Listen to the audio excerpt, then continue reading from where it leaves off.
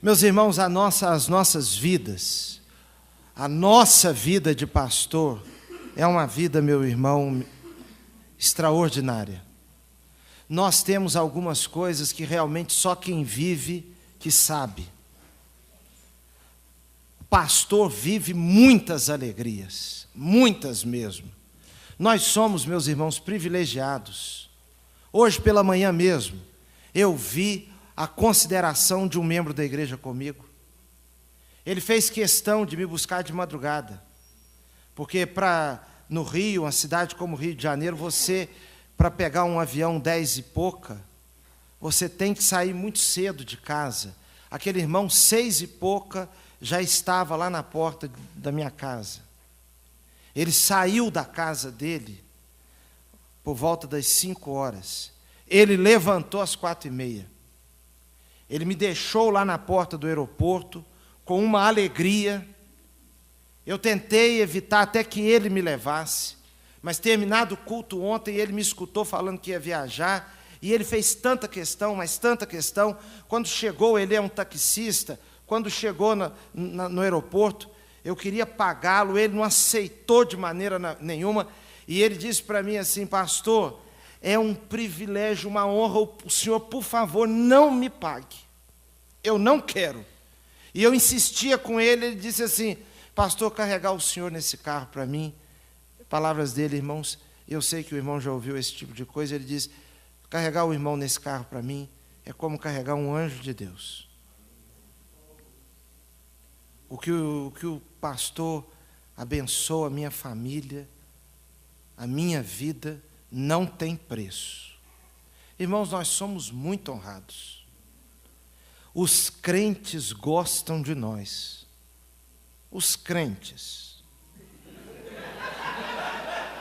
É verdade, não é verdade? Os crentes gostam de nós, irmãos. Os crentes têm aquela alegria, aquela honra com a presença do pastor. Eu já recebi, meus irmãos, de presente na igreja, no meio do culto, até injeção contra a gripe suína. De presente. Um carinho tão grande.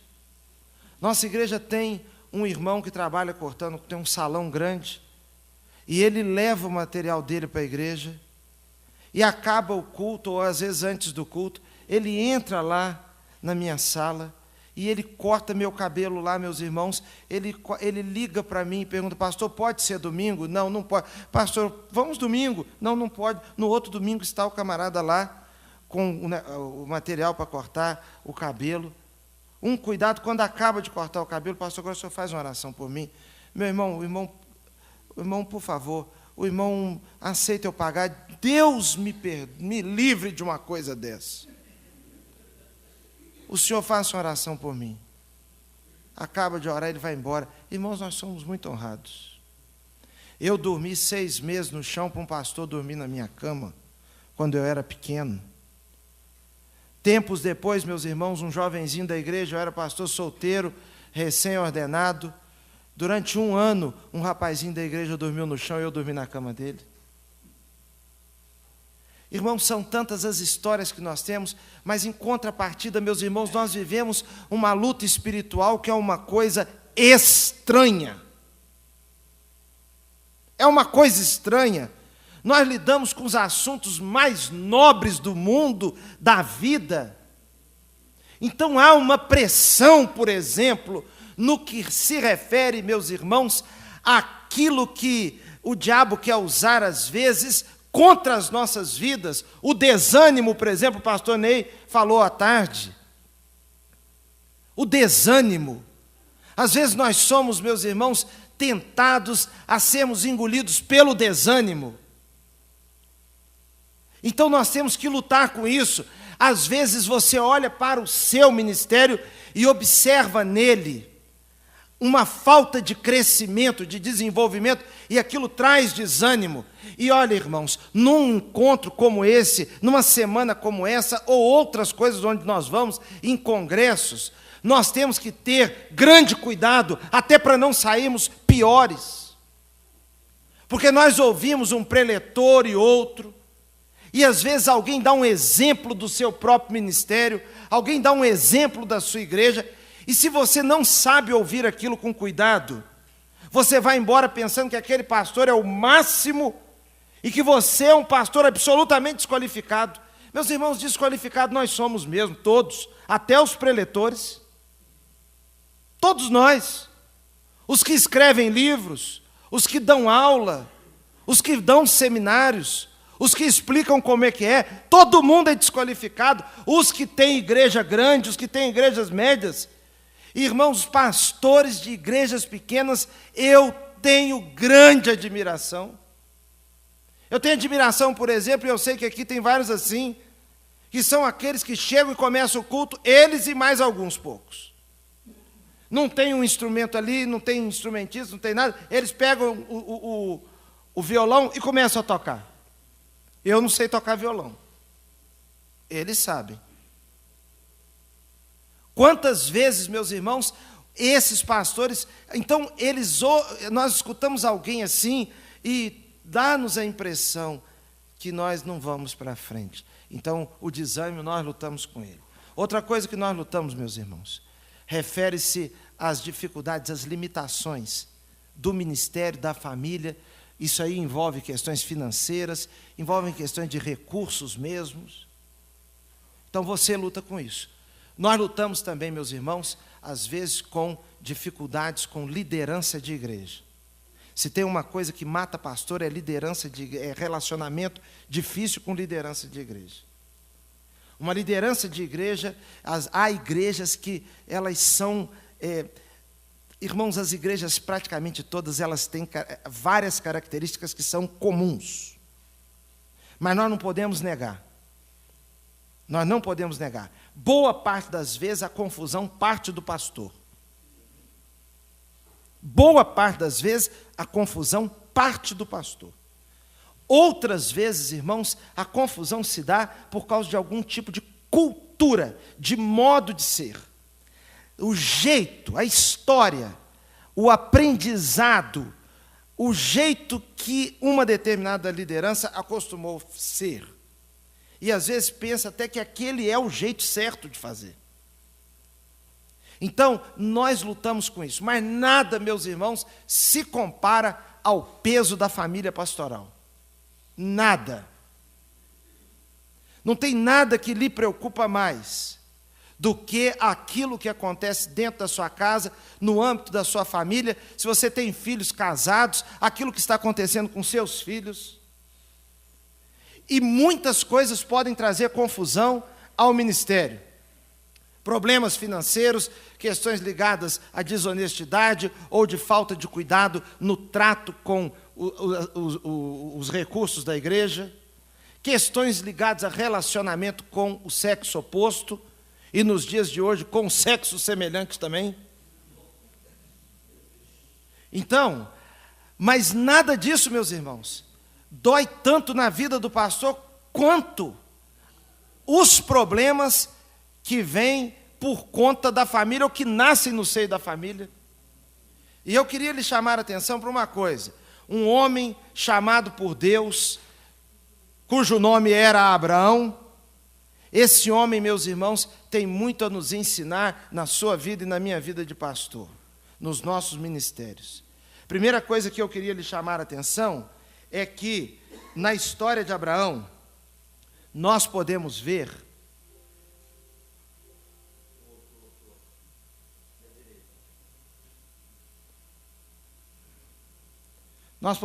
meus irmãos, uma família chamada.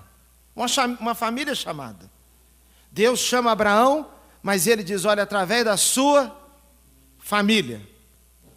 E aqui, meus irmãos, nós temos uma semelhança com Abraão.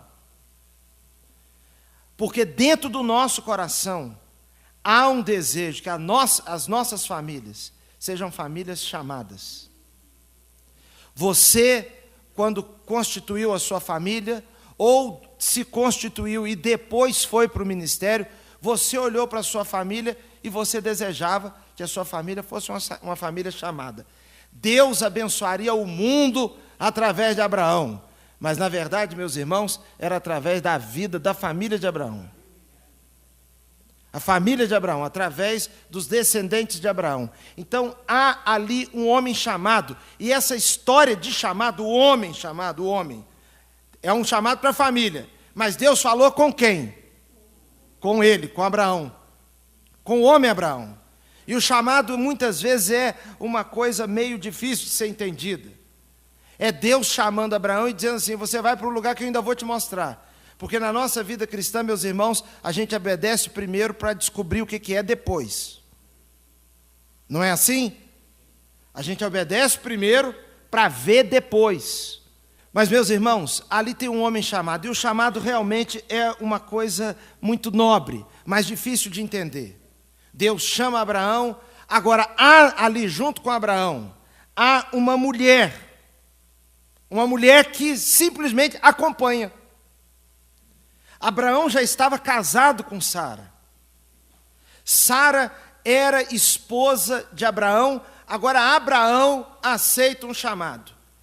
No meu caso, por exemplo, meus irmãos, eu fui pastor solteiro. A minha esposa casou com um pastor. Ela casou sabendo que eu já era pastor. Mas muitas esposas casam-se com um homem normal. De repente, dá uma coisa na vida dele e ele resolve se transformar numa coisa inexplicável. Ele vive uma coisa diferente. A esposa casou, a mulher casou com um comerciante, ela se casou com um advogado, ela se casou com um professor, ela se casou com uma pessoa normal, com um enfermeiro, agricultor. Daqui a pouco começa ele a interessar muito por Bíblia, começa a ficar atrás de pastor para lá e para cá. Daqui a pouco começa aquelas reuniões depois do culto com o pastor. Daqui a pouco está indo visitar. Daqui a pouco está falando conversa, chamando os outros de varão.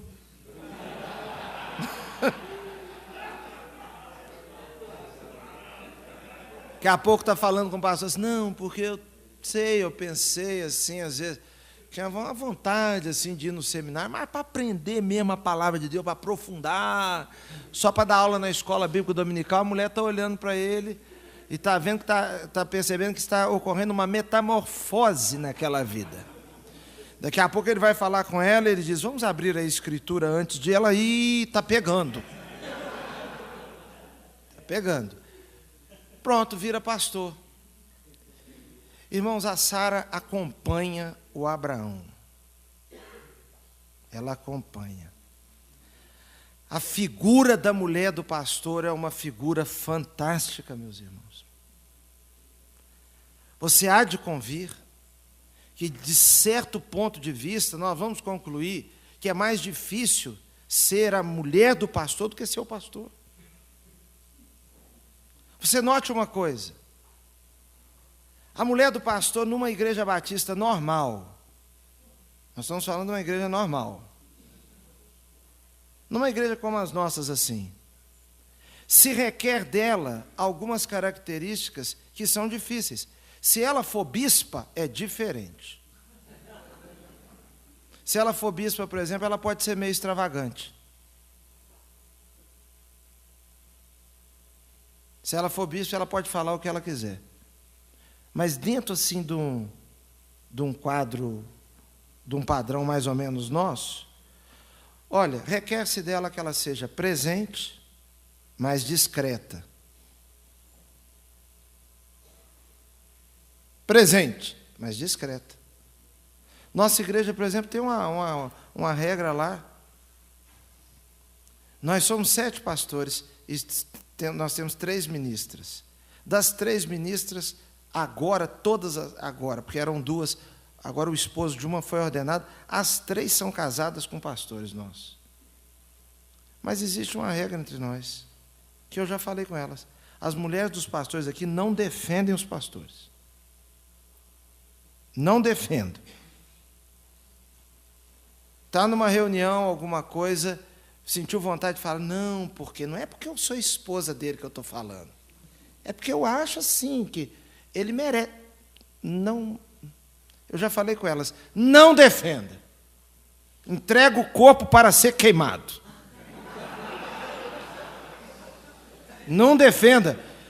Porque dentro de um padrão mais ou menos assim das nossas igrejas, meus irmãos, sempre que elas vão defender, elas saem machucadas. Elas se machucam.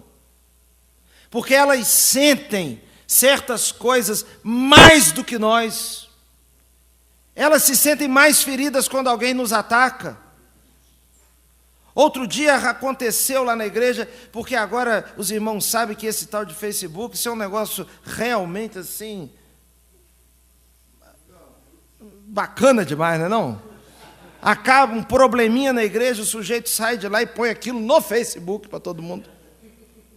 E eu dei uma palavra lá na igreja, orei por uma pessoa que era candidata a um cargo político, e a pessoa foi para lá e comentou, o outro comentou também, o outro comentou, e aí um outro entrou na história.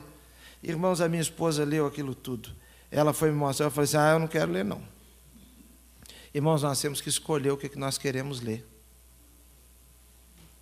Nós temos que escolher o que nós queremos escutar, em certo sentido. Aquela pessoa problemática vem e entrega uma carta antes do culto, não lê não, meu irmão. Não lê não. Você sabe que debaixo desse angu tem carne. Se tiver carne, tá bom, o problema é que debaixo do angu tem um troço ruim. Você sabe. Esse angu é encaroçado. Mas a minha esposa leu lá. Ela falou, não, deixa eu ler para você. Eu falei, não lê não. Não lê nada, não precisa. Não precisa. Uma pessoa da igreja estava para ser operada no outro dia. Quando foi mais ou menos uma meia-noite, passou uma mensagem de WhatsApp, a esposa passou para mim falando que estava no hospital com ele. Estava a mais ou menos uns 25 minutos da minha casa. E eu sabia, eu ia viajar no outro dia. Eu disse, eu vou lá agora.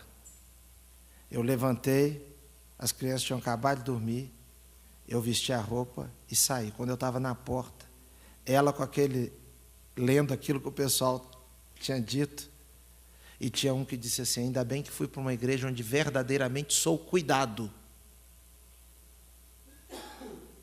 E ela ficou chateada daquele camarada dizer que foi para uma igreja onde verdadeiramente ele era cuidado, dizendo que na nossa igreja ele não era cuidado, não tem cuidado. Aí ela disse assim, na hora que eu estava na porta saindo, eu já te vi tantas vezes fazendo isso. Aí vem uma pessoa assim para falar isso. Irmãos, quando fala da gente, nós, os pastores, temos uma tendência de nem ligar. A gente fica com pena da pessoa. Eu fico com pena. Eu fico pensando, meu Deus, como é que um crente faz assim? Como é que é descontrolado assim? A sua esposa fica sentida. Mas ela está lá com você. Você foi chamado. E agora, como outro dia num concílio lá na igreja, no meio do concílio, o examinador pergunta, eu queria fazer agora, pergunta à esposa. Você concorda dele ser pastor? E aquela moça diz assim, concordo sim. Para mim vai ser uma honra poder acompanhá-lo, poder estar ao lado dele como uma ajudadora. Que coisa bacana. Irmãos, agora tem um outro ali, tem outros personagens ali nessa família. Tem os filhos. Abraão teve Isaque. Os irmãos sabem que ele também teve os filhos com Quetura. No caso dos filhos com Quetura, meus irmãos, esses aparecem bem depois. Ele tem Ismael, que é o primeiro filho. E no caso de Ismael e de Isaque, eles viveram mais intensamente a vida do pai. Aquelas situações, o pai ainda era novo. Depois os filhos de Quetura vêm numa outra época. Agora, interessante, no que se refere aos filhos, tem ali, meu irmão, um que é chamado filho da promessa. Esse se torna em um dos patriarcas, pai de Jacó, de quem vêm as tribos de Israel. Irmãos, Isaac teve um papel na história do mundo. Apesar de ser dos patriarcas, o que ocupa ali, em termos de quantidade de texto e de ênfase, um pequeno espaço. Tem o belo casamento dele com Rebeca, tem a história de quando Deus pede Isaac para Abraão sacrificar Isaac, mas tudo ali é muito bonito. E há aqueles pregadores da época em que a alegoria estava em alta, que usavam a alegoria dizendo que Isaac era uma tipificação do Cristo, uma tipificação de Jesus. O que é oferecido como sacrifício pelo Pai é o Filho prometido. Mas, meus irmãos, o Isaac, com tudo isso, tem um detalhe que é importante no que se refere à família de Abraão e às nossas famílias cá também, pelo menos a maioria. Irmãos, o Isaac não partiu de Harã, não viveu em Ur dos Caldeus. Ele não parte de Harã, ele pega o bonde andando lá na frente. Como pegaram os bondes andando os nossos filhos. O Isaac não ouviu Deus falando com o pai dele: sai da tua terra, da tua parentela e vai para um lugar que eu vou te mostrar. O Isaac não passou uma noite do lado do pai, quando o pai ainda era jovem, e a angústia do pai, pensando: para onde que é esse lugar? Eu vou sim. Oh, meu Deus, me ajuda. O Isaac não saiu de lá ao lado da mãe. Não, o Isaac, meus irmãos, ele vem muito depois. Meus irmãos, eu gostaria que os meus filhos vissem. Eu gostaria que os meus filhos tivessem visto eu pregando a primeira vez. Eu gostaria. Eu gostaria que meus filhos me vissem lá naquela casa na roça, com a Bíblia aberta e uma pessoa com a lamparina do meu lado. E eu pregando a primeira vez. Eu queria que os meus filhos estivessem lá na igreja, aquele primeiro domingo de manhã que eu preguei na igreja, domingo de manhã, que eu era um adolescente, e que o meu pastor, o pastor Antônio de Cristo, que foi obreiro muitos anos aqui no Campo Mineiro, ele viajou e me deixou para pregar num domingo de manhã. Pastor de juízo também faz coisa de gente sem juízo. E eu queria que eles vissem, irmãos, aquela roupa que eu estava, a hora que eu levantei, que me chamaram para ir lá para frente, que a minha irmã estava do meu lado, minha mãe do meu lado, meu pai foi comigo lá porque ia dar uns anúncios, e quando eu levantei, a minha irmã, eu me lembro direitinho, ela disse assim: ai, Jesus, toma conta.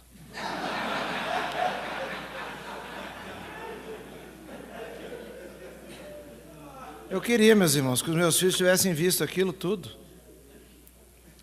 Queria que os meus filhos, meus irmãos, me vissem. Eu queria que eles me vissem com aqueles primeiros ternos que eu usei. Porque todo lugar que a gente ia pregar era de terno. Como seminarista, eu queria o terninho feito pela irmã Ilza. E depois, uma parte de cima, um blazer, que o meu primo casou, engordou, e deixou o blazer de cima para mim, a calça social do meu pai, um sapato do meu tio que de Campinas que foi lá. O meu tio tinha 80 e poucos anos, deixou um sapato de um homem de 80 e poucos anos lá. Eu com aquela gravata, aquela combinação.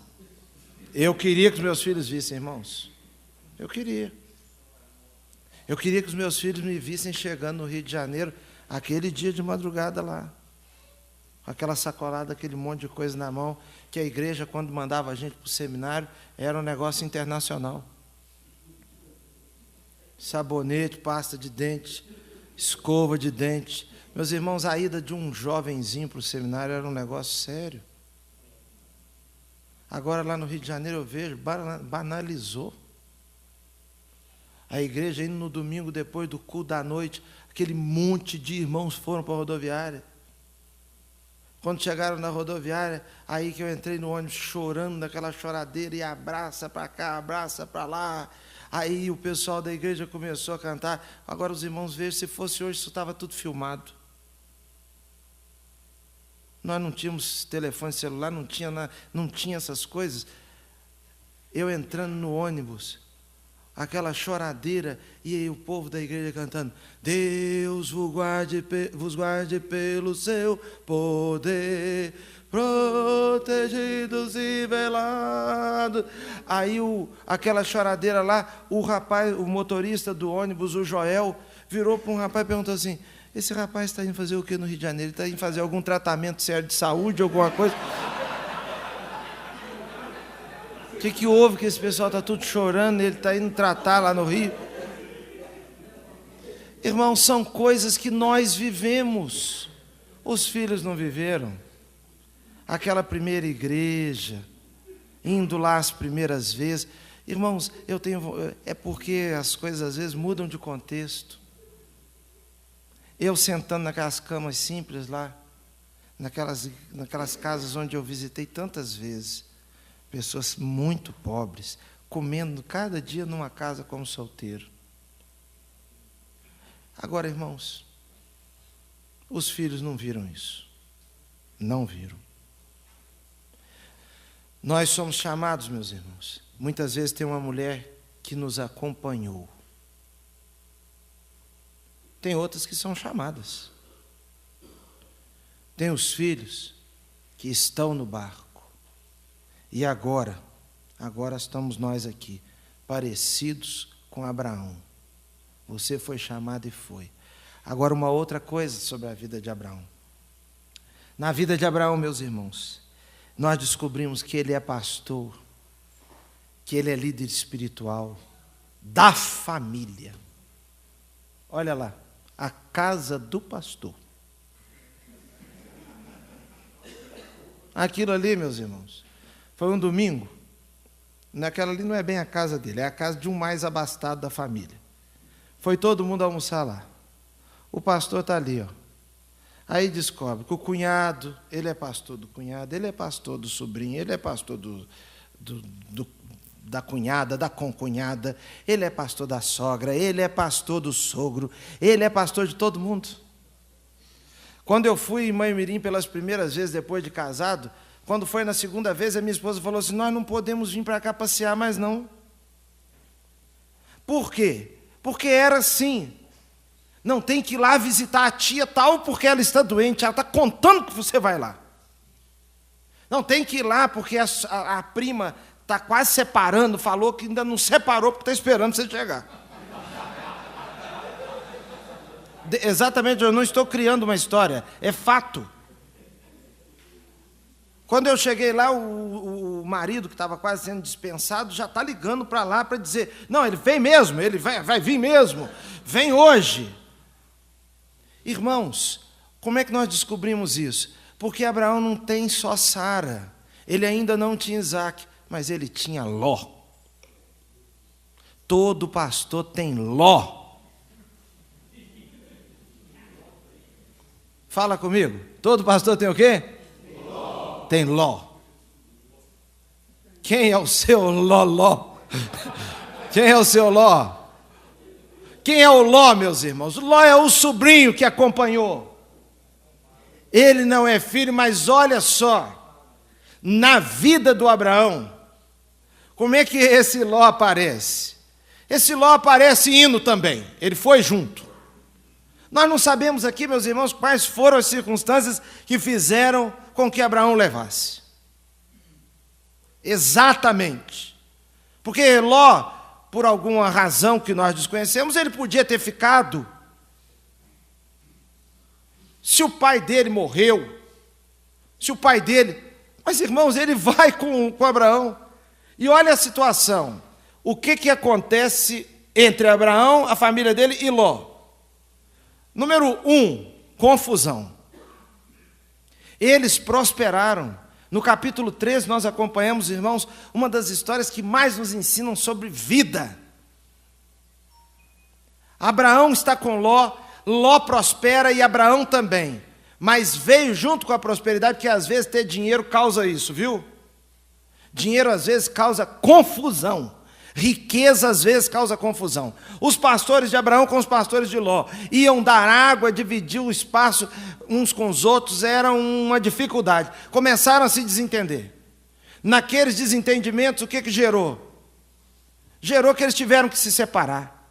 Mas existe um outro fato na vida do Ló que foi trabalhoso para a vida de Abraão. É o fato de Ló, meus irmãos, ter sido sequestrado por aqueles reis. Aquele rei Querdolaomer. Nome bom para pôr em neto, não é não? Aqueles reis sequestram Ló e levam tudo de Ló, sequestram as coisas de Ló. A mulher, roubaram os bens. Agora outra coisa, onde esse Ló vai morar? Ele foi para um condomínio, meu irmão. Um condomínio top. Na separação entre Abraão e Ló, um lado estava o Vale do Jordão, do outro lado um lugar ruim. E o lado do Vale do Jordão, diz a Bíblia de uma maneira poética, como o jardim do Senhor. Então, um lado, nós tínhamos um carro, uma Hilux. Do outro lado, nós tínhamos um Chevette. E aí o tio chama o sobrinho e diz assim: sobrinho, não dá para esses carros ficarem juntos, não. Faça uma coisa, você escolha ou a Hilux ou o Chevette. E o Ló tem a cara de pau de querer a Hilux. É igual o seminarista que quer lugar do pastor, meu irmão. Ele quer receber o presente do pastor no dia do pastor, porque o pastor não estava lá. O Ló tem a cara de pau, irmãos. Aquilo não é uma... Ele tinha que se mancar, meus irmãos. Ele tinha que se mancar. Eu acho, por exemplo, meus irmãos, hoje achei bonita a atitude de um pastor nosso aqui. Na hora do almoço, estávamos eu, pastor Ney, outro, pastor Márcio. Nós éramos 5. Tinha 4 lugares. O pastor mais novo falou assim: não, vocês podem sentar. Vocês podem sentar. Irmãos, eu acho que se eu for num lugar e tiver 2 lugares, estiver eu, o pastor Felipe, eu e o pastor Gessé, eu acho que eu devo ficar em pé e eles se sentarem. Eu acho que fica feio para mim sentar e o pastor Gessé ficar em pé. Eu acho que fica feio para mim eu me sentar e o pastor Felipe ficar em pé. Isso não me honra em nada, isso me desonra. O Ló disse: eu quero esse lado de cá. Irmãos, quando ele parte para aquele lado de lá, com o passar do tempo, ele vai viver em Sodoma. Aquele lugar que era visto como o jardim do Senhor, hoje não nasce nem tiririca lá. Não nasce nada lá, meus irmãos. Deus me deu a oportunidade de passar por lá, aquilo não tem nada. Agora note, qual a lição aqui? Você e eu queremos às vezes pensar assim: não, me casei, sou casado com a fulana, tenho os meus filhos, a sua família é de uma região aqui do estado, Vamos supor que a sua família seja de Belo Horizonte, a família dela. Me casei com ela. Agora eu estou na região X. Estou vivendo na cidade X. Meu irmão, parabéns que você foi para lá. Você acha que é fato da família estar longe lá? Você está liberado da família. Meu irmão, engana o seu. Surge um negócio com seu cunhado lá, ele liga para sua esposa. Cunhado é uma bênção. Ele liga e fala: minha irmã, me arranja um dinheiro. Aí você daqui a pouco está pagando um mês de plano de saúde para um, está socorrendo uma coisa com o outro, está indo buscar uma sobrinha rebelde que não aceita ninguém. E o pessoal da família pensa: ela podia morar com fulano. Porque o pessoal da família tem uma esperança de que, estando na sua mão, meu irmão, todo mundo fica crente. Não é assim? O pessoal da família pensa: não, porque aí vai morar com um pastor, gente, é completamente diferente. E está você dentro da sua casa lá, apavorado, com seus filhos, com aquela televisão desligando, tira isso daí. E não sei, o pessoal pensa que os seus filhos, eles acordam de manhã e eles vão até a sua cama e dizem: a paz do Senhor, papai.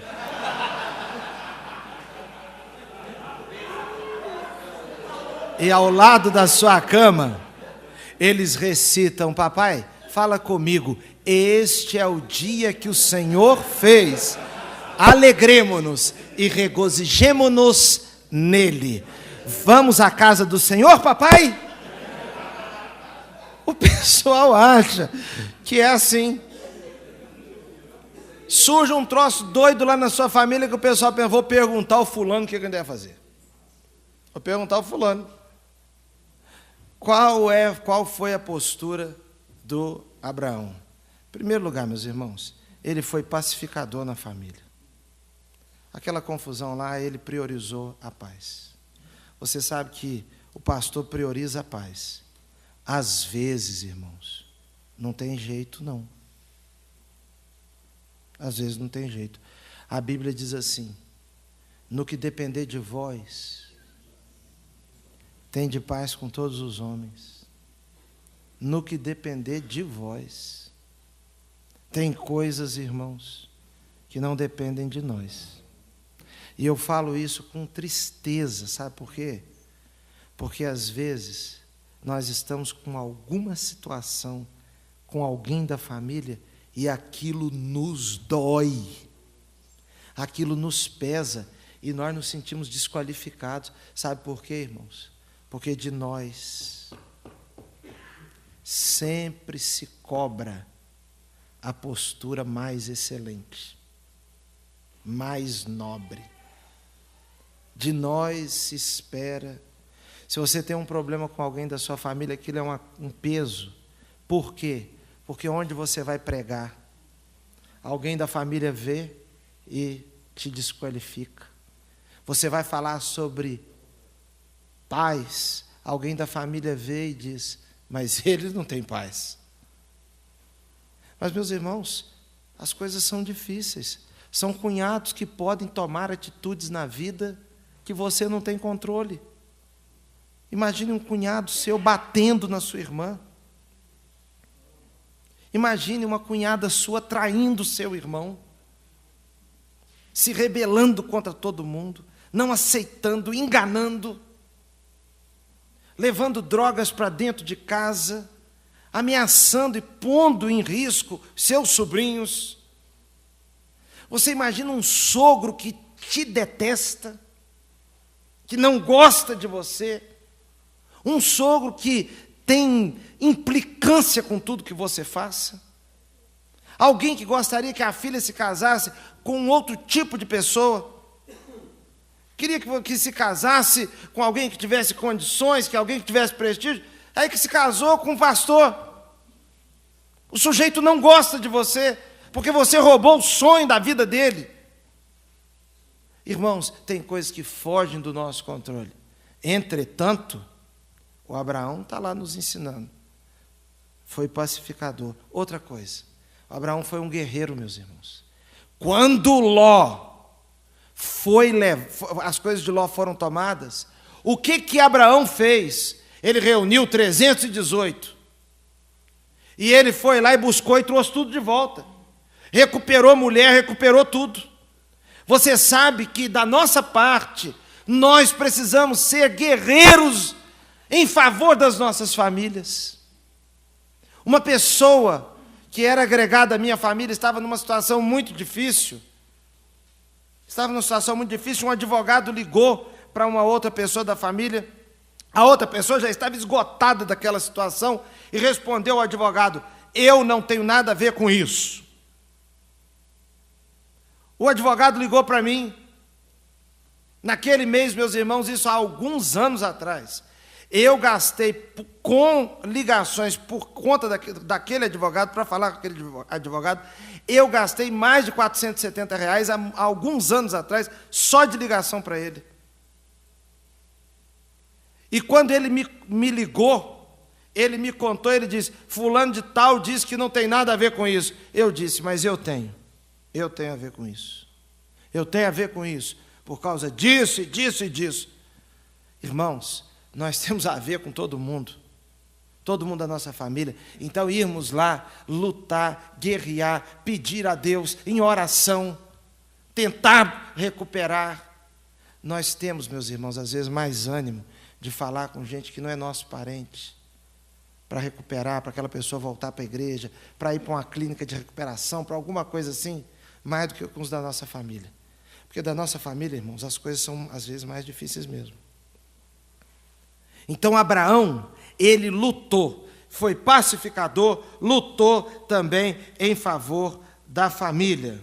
Ele foi um pastor de quem estava ali, valente, intercessor. Quando Ló estava em Sodoma, quem é que entrou lá na história e começou a pedir a Deus para não destruir Sodoma? Foi Abraão. E, irmãos, tem um texto, tem um versículo que passa quase que despercebido.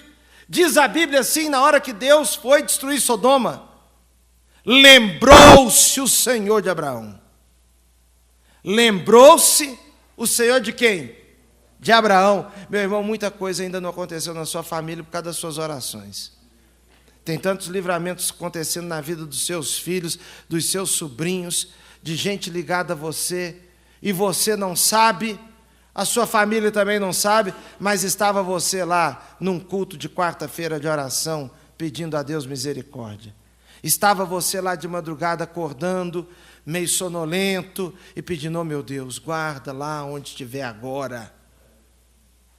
Como nós aqui agora, eu duvido que algum pastor aqui passou essa semana sem orar todos os dias, pedindo a Deus lá pela sua família, pela sua casa. Nós devemos ter pastores aqui que têm filhos fora do Brasil, netos fora do Brasil. Eu citei o pastor Felipe aqui. O pastor Felipe tinha uma filha, não sei se ainda está, no Afeganistão. Pois é, fora do Brasil, passou um tempo no Afeganistão.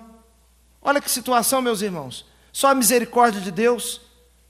Então, ele foi um intercessor. Agora, uma outra coisa, meus irmãos. Ele estava acompanhado da mulher. Só que essa mulher... Irmãos, os irmãos estão aguentando ainda mais um pouco? Ah, não, amém ou não? Amém? Porque a gente pode deixar para amanhã. Amanhã a gente levanta cedo, começa às 5. Não. Tá dando aqui, Danilo? Tranquilo? Tá bom, porque aí a gente termina daqui umas 2 horas, mas a gente termina. Não, nós vamos terminar, irmãos, daqui a pouco. Mas eu não estou com pressa também não, tá? Mas também não estou querendo alongar demais, não. Você que é pregador sabe como é que é isso, né? Meus irmãos, meu irmão, mas tem o caso da mulher. Nós falamos dos filhos, da família estendida lá com Ló, mas e agora? E a dona Sara? Ih, Jesus, a dona Sara. Lembra da sua dona Sara aí? Como é que chama a sua Sara? Fala alto o nome dela. Não, quinta-feira de noite, depois de uma semana aqui, você já está falando esse nome, não é verdade? Tem gente querendo levantar cedo da manhã e ir embora direto. Não precisa ter pressa não, você vai chegar lá, não vai fazer nada mesmo. Mas, meu irmão, Vamos voltar aqui. Vamos voltar aqui. Vamos firme aqui. A dona Sara. A dona Sara. É o irmão que edita ali, né? Edita. Tem que cortar. Meu irmão, olha para cá. A dona Sara. A dona Sara está lá, acompanhando homem chamado, vocacionado para abençoar as nações. E não vem filho, meu Deus. Cadê esse filho? Aí a dona Sara tem uma brilhante ideia. A dona Sara pensa: você fica com a minha serva Agar. Você imagina se a Agar fosse pelo menos uns 20 anos mais nova que a dona Sara. O Abraão olhando aquela mulher lá, passa pano para lá, passa enceradeira para cá. Aí um dia vem da Sara a ideia: você durma com ela, para ter um filho com ela. Ele deve ter falado: filha, eu vou ter que partir para o sacrifício. Não estava querendo, mas vou ter que partir para o sacrifício. Para te agradar, eu faço qualquer coisa. Já pensou, Ney? Para te agradar, minha filha, eu faço qualquer coisa, mas você não fica triste, não, porque, irmãos, aí ele vai ter um filho com a Agar. O Tim Keller tem uma frase interessante, que me abençoou muito numa época que eu estava para tomar uma decisão importante. O Tim Keller diz assim: quando Abraão se deitou com Agar, ele realmente estava demonstrando fé. Ele estava demonstrando muita fé. Não, involuntário. Ele estava demonstrando muita fé em si mesmo. Ele estava demonstrando muita fé nele mesmo. É isso, irmãos. O Abraão, ele diz: nós vamos resolver. Você sabe, meu irmão, que na nossa vida de pastor tem muitas coisas que nós precisamos resolver. Nas nossas famílias. Mas tem coisa que se você pegar para resolver, você vai acabar. Abraão se deita com Agar, tem o Ismael. Depois o tempo passa e vem o filho da promessa através de Sara. E o tempo passa, o Ismael já é crescidinho e o Isaque é menorzinho. E acontece lá na casa do Abraão uma coisa que acontece na sua casa: o mais velho começa a implicar com o mais novo, sentir ciúme dele. E um dia eles estavam lá e o Ismael começa a abusar, a debochar do Isaque. A Sara viu o filho da escrava debochando do menino dela. Ela chama Abraão e diz assim: manda essa mulher embora com esse menino. Meu irmão, que coisa de doido. O pobre do Abraão foi num retiro em Ravenna, há uns anos atrás. Chegou lá e escutou um preletor dizendo assim: pastores, ouçam suas esposas. Não vê o caso de Pilatos? Se Pilatos tivesse escutado a sua mulher: pastores, ouçam mais suas esposas. Aí ele foi para casa. Foi justamente quando sai aquela ideia da cabeça da Sara. Aí ele lembrou do preletor falando: ouçam suas esposas. Ele diz: então tá, vamos partir para o sacrifício. Agora, a esposa que teve a ideia é a esposa que diz assim: manda embora. Só que ele tinha ido num outro encontro. No outro encontro, o preletor lá já disse assim: pastores, os irmãos são os líderes, os cabeças de suas casas. Quem não governa a sua casa, não está pronto para governar a igreja de Cristo. Então, vocês vão à frente. Ele falou, nunca mais escuta minha mulher. Quem vai mandar lá em casa sou eu. Então, na primeira vez, ele tinha escutado que era para escutar, ele escutou, deu no que deu. Agora, manda embora, escuta ou não escuta? E aí, Márcio, como é que faz? Aí Deus vira para ele e fala assim, faça o que a H está mandando. O que a Sara está mandando.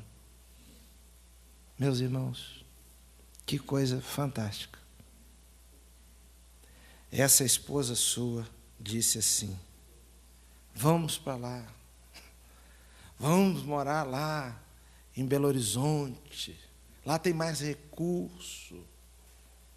Ou vamos morar perto de Valadares, vamos morar perto de Patinga, vamos morar perto de onde? Perto de Varginha, Montes Claros, essas regiões assim. Vamos morar perto de Manhuaçu, porque pelo menos, que são cidades que são polos. Vamos morar mais perto de Caratinga, tem muito médico, tem pelo menos lugar para as crianças estudarem.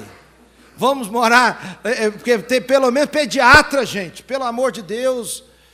Eu vou pelo menos, meu amor, poder assim ficar mais perto da minha mãe. Ajudar a olhar os filhos aqui, eu fico sozinha demais. Aí vai ele para lá. Aí aceita aquela igreja. 2 anos depois, está a mulher falando assim, não, aqui não dá para nós não, pelo amor de Deus. Esse povo aqui é muito esquisito. Nós temos que sair dessa igreja, ou igreja esquisita. Aí daqui a pouco ela levanta num domingo e diz assim, eu não tenho nem vontade de ir. Tenho nem vontade de ir, eu estou indo por sua causa. Quando chega no culto da noite, ela fala, amor, você liga se eu ficar? Amor, a gente tem que mudar, a gente tem que voltar para onde nós estávamos. Meu irmão, essa mulher é uma bênção. Ela é igualzinha à da Bíblia. Agora, o que nós aprendemos? Muitas vezes, aquela mulher que te deu um conselho, que te colocou numa situação difícil, dela mesma vai sair uma palavra de bênção para a sua vida. Dela mesma. Muitas vezes, ela mesma vai apresentar, e aqui tem uma grande lição, irmãos. A lição de honrar a mulher. Honre a sua mulher. Irmãos, não adianta nós agradarmos a todo mundo. Agrada o diácono, agrada o pessoal lá, agrada o pessoal do louvor, agrada não sei quem, agrada o prefeito da cidade, e fica a sua esposa desagradada. Ninguém grita, fala Deus.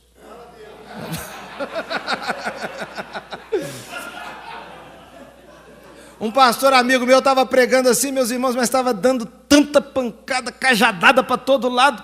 Aí uma mulher que estava frequentando aquela igreja há algum tempo já, e uma igreja muito animada assim, com amém, ô glória, aquele negócio, né?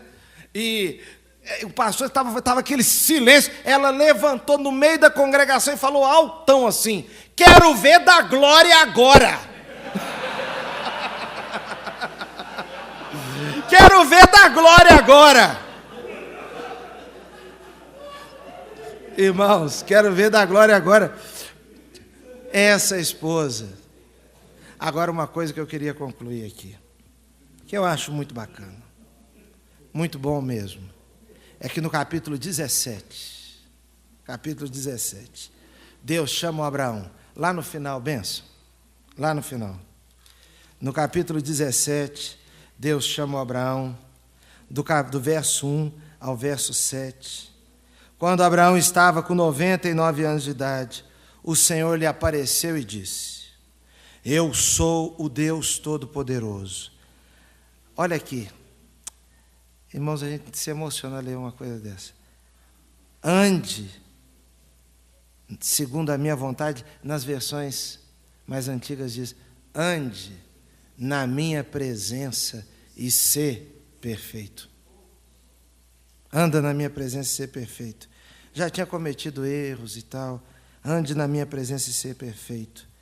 Verso 2. estabelecerei a minha aliança entre mim e você, e multiplicarei muitíssimo a sua descendência. Abraão prostrou-se com o rosto em terra, e Deus lhe disse: da minha parte, esta é a minha aliança com você. Você será pai de nações. Não será mais chamado Abraão.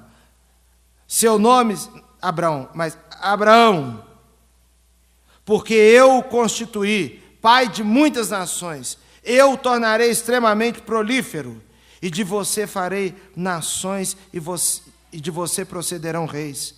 Estabelecerei a minha aliança como aliança eterna entre mim e você e os seus futuros descendentes, para ser o seu Deus e o Deus dos seus descendentes. Toda a terra de Canaã, onde você é estrangeiro, darei como propriedade perpétua a você e aos seus descendentes, e serei o Deus deles. De sua parte, disse Deus a Abraão, guarde a minha aliança, tanto você como os seus futuros descendentes. Esta é a minha aliança com você e com os seus descendentes, aliança que será guardada. Todos do sexo masculino, aí vem o estabelecimento para ele ter aliança, todos do sexo masculino. E eu gosto daquela parte, meus irmãos, que diz assim: olha para as estrelas do céu. Olha para as estrelas dos céus. Meus irmãos, nós temos famílias iguais a de Abraão. Agora, igual a Abraão, nós precisamos olhar as estrelas do céu. Olhar as estrelas do céu, sabe por quê? Lembrar da promessa. Olha para cá. Lembrar da promessa, irmãos. E daquilo que Deus pode fazer. Vindo para cá agora, os irmãos já estavam cantando. E eu falei com o pastor que me ajudou a trazer os livros ali.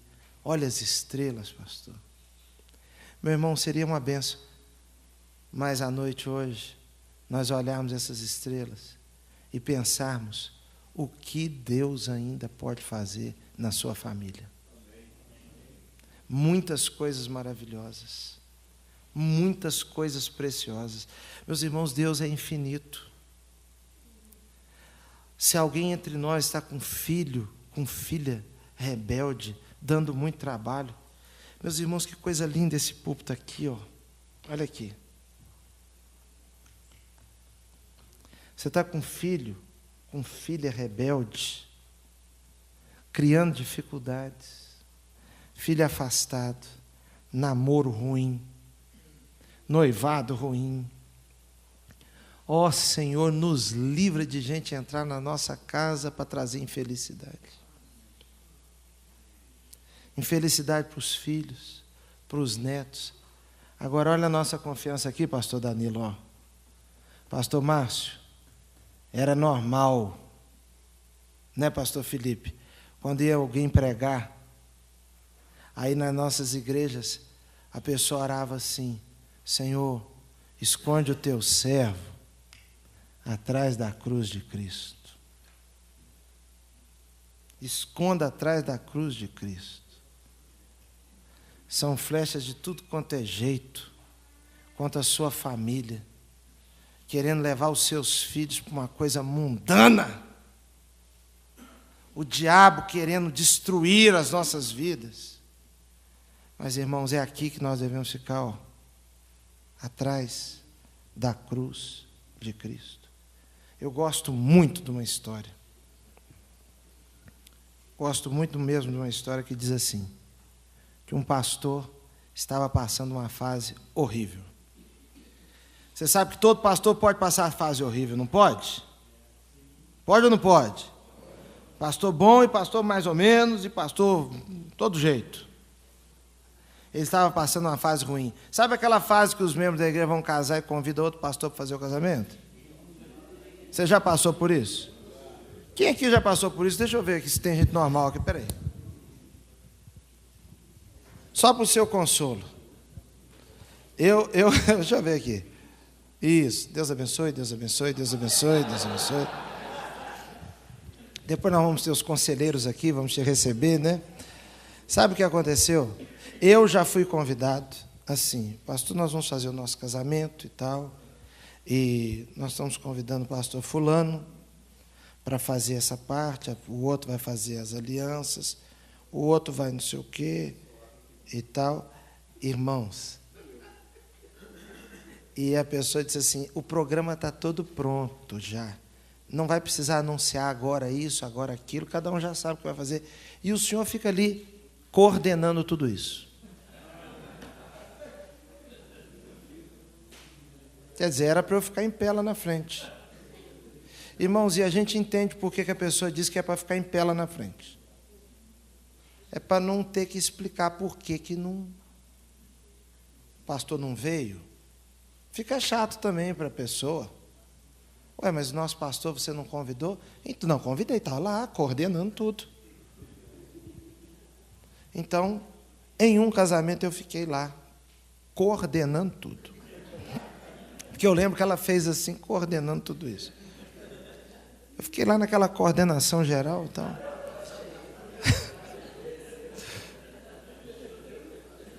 Agora escuta uma outra aqui. O noivo tinha 27 anos e a menina tinha 15. Não tinha problema ser 12 anos de diferença. Eu só achava que com 15 ela não devia casar. Ficou com raiva, ficou brava e não quis que eu fizesse o casamento. Eu e a minha esposa tínhamos comprado um carro. E nós tínhamos comprado um carro bonito. E eu fui convidado para buscar e levar para a igreja. Eu fui. Casamento 11 horas da manhã na igreja, às 10h30 eu estava lá na porta da casa. Ela atrasou, eu fiquei lá no sol. Ela entrou, eu fui e fiz da melhor maneira possível. Cheguei na porta da igreja, um irmão da igreja pegou o carro, eu fui lá para frente. Fiquei lá também naquela coordenação. Você já viu que eu sou bom para coordenar. Fiquei lá coordenando tudo e tal. E, muito bem. Esse pastor estava assim. O tempo passou. Ou melhor, naquele tempo ele estava tão triste, chegou em casa um domingo de manhã, porque quando a coisa está assim, pode ocorrer de você perder até a graça de ir na igreja. Porque você vê uma pessoa ou outra, tem 200 pessoas ali, mas aquela pessoa fica ali, aquela presença te incomodando. É muito ruim isso, irmãos.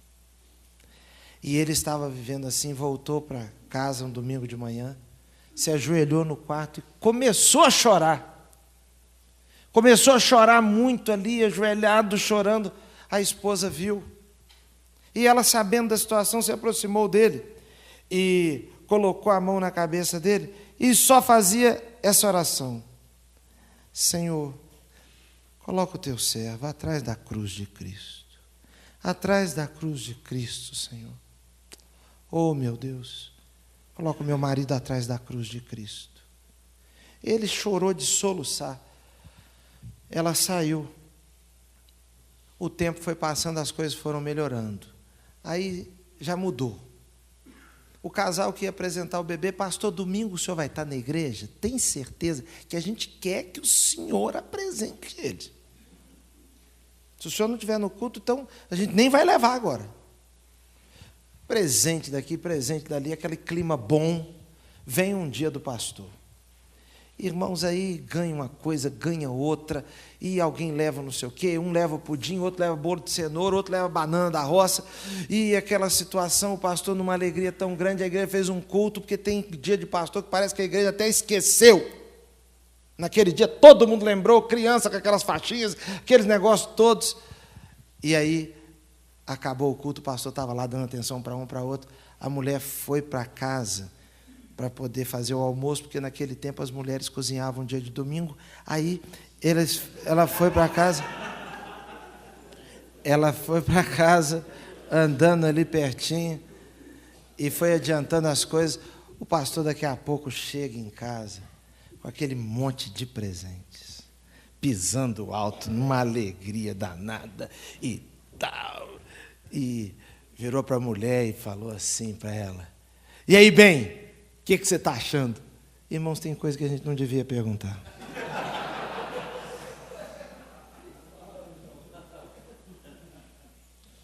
Porque você sabe que o Espírito Santo fala na sua vida, às vezes a mulher fala antes que o Espírito Santo fala.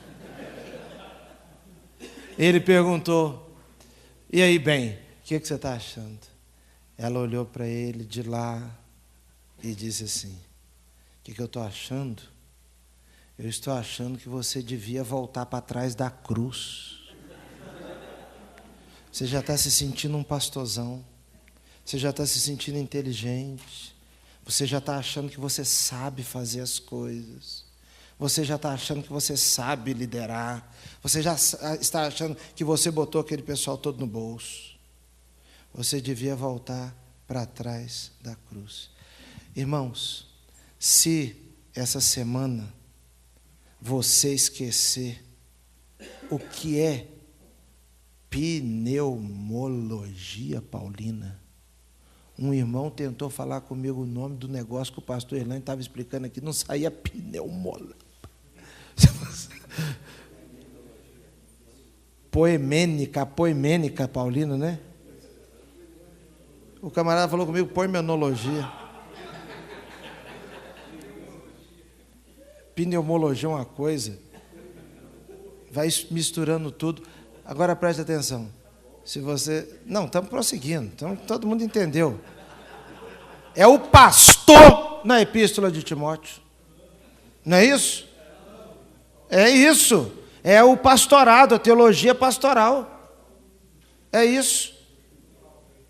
Mas se a gente esquecer uma palavra, se esquecer um conceito, se esquecer alguma coisa, irmão, se ficar na nossa cabeça, aquela posição atrás da cruz, Deus vai dar a vitória que a sua família precisa. Porque, como diz o cântico da Cassiane, pastorzão, Deus vai à frente, abrindo o caminho, quebrando as correntes, tirando os espinhos, ordena os anjos para contigo lutar. Isso tudo é verdade. Ele abre as portas para ninguém mais fechar. Ele trabalha para o que nele confia, caminha contigo de noite e de dia. Erga tuas mãos, tua bênção chegou, comece a cantar com muito louvor. Ô, glória!